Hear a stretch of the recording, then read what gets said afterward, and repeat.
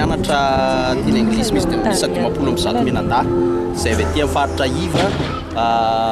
nianatra tao amin'ny centre d'éducation ny Afary Malagasy izay nitokanana Andriamatoa premier ministre chef du gouvernement nanomboka tamin'ny 18 mars itianay ampitaina dia ny hoe ireny zavatra rehetra napetraky ny Afary Malagasy ireny dia natao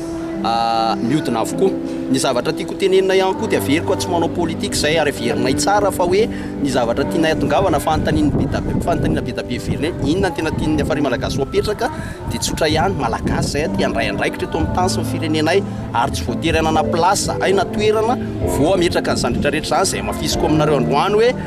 so zavatra natao zao dia tamin'ny alalan'ny herim-po tsisy famatsim-bola viatsy na roa ary mametraka an'izay rehetrarehetra zay hoe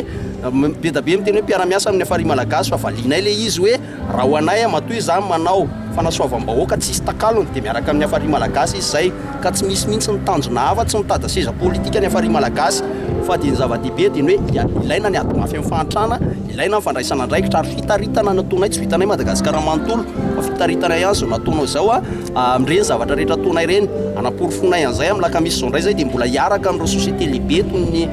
gouvernement fivim-pamà ny zavatra maro amin'le tetika exodio